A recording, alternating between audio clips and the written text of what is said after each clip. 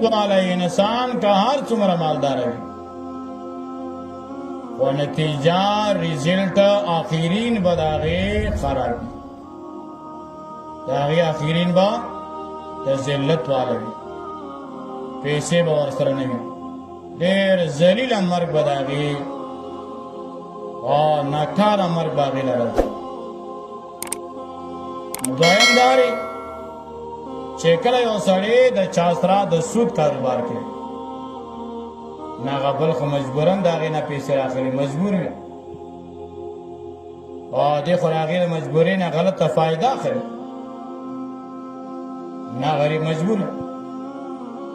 نو بیا د سودخور ورته چېرې پیسې راوړه که را د نه وړي دومره به درنه اخلم ډبل شي نه د هغې ښځه د هغه بچي د سودخور نه خیرې کوي الله را تباه کړه تا خو زموږ جایداد ختم کړل او موږ تباه کړو نو ځکه الله جل جلاله فرمایي د سودخور په مال او د هغې په زندګي کې برکت نه وي چې خلک ورله خیرې کوي دریم مطلب دا دی چې کله به یو سړی په سود باندې مشهور شي یاره پلان کې ډېر مالدار دی هلکه په څه باندې یاره جي د سود په مال باندې ډاکوانو لا پته ولګي غلو لا ډاکوانو لا په دې دور کې طالبان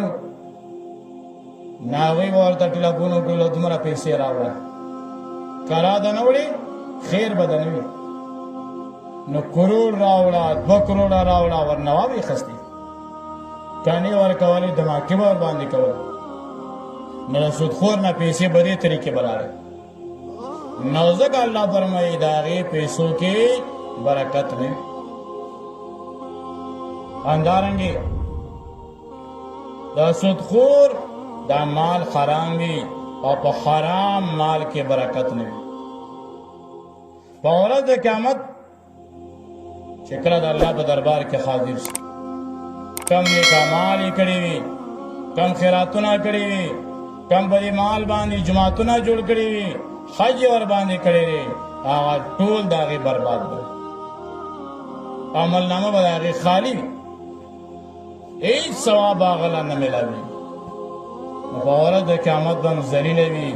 په ورځ د قیامت هم د هغې برکت ختم